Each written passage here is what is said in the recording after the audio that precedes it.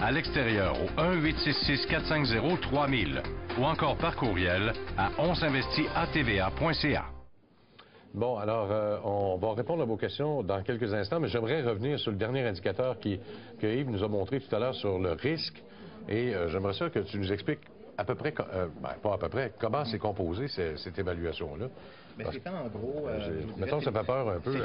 C'est les évaluations, si on veut, avec le court-bénéfice, le SP500.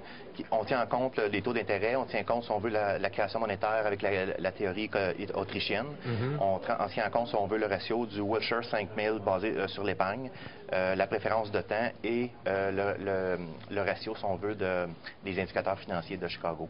C'est une espèce de composite, mais qui donne un peu des éléments lorsque ça détériore avec des éléments économiques, puis beaucoup reliés à la monnaie, parce que la monnaie est l'élément le plus important un peu là-dedans. C'est pas pour rien que dans le dernier siècle, par exemple, la bourse, mettons, fait 7 par année, plus le dividende. Ça donne que la création monétaire était de 7 par année. C'est tout à fait l'inverse. On n'aurait pas pu être ta base, c'est quoi, 68, 65, 68, là?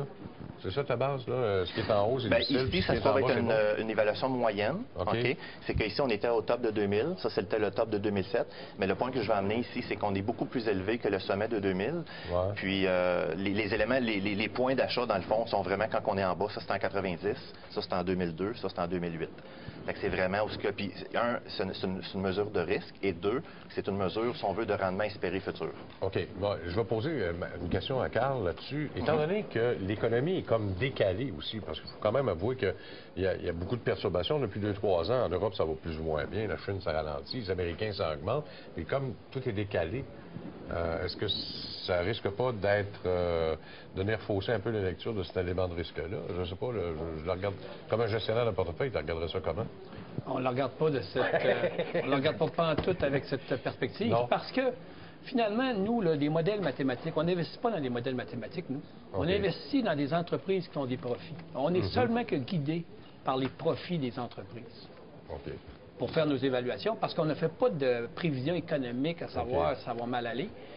On investit dans des entreprises. Et ces entreprises-là, lorsqu'ils font des profits, puis lorsqu'ils font de plus en plus de profits, on met une valeur sur ces profits-là.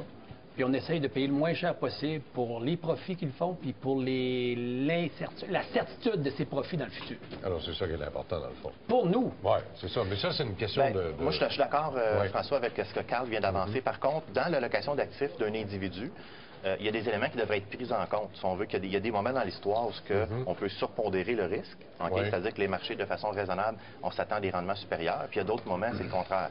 Fait que, d'une façon ou d'une autre, l'individu qui trouve des compagnies, il essaie de trouver des compagnies, si on veut, avec un bon rapport qualité-prix, le moins cher possible. Mais il reste qu'il y a des moments opportuns où le risque est plus élevé, puis il y en a d'autres où le risque était plus bas. Par exemple, en 2008, quand Warren Buffett disait « c'était le temps d'acheter, c'était le temps d'acheter », vous remarquez que Buffett, il ne dit pas ça là, maintenant. Là.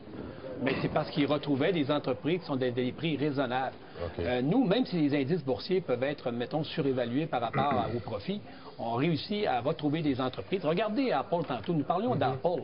Apple, actuellement, est à 11-12 fois les profits futurs, tandis que le marché en général est à 16 fois. Ouais.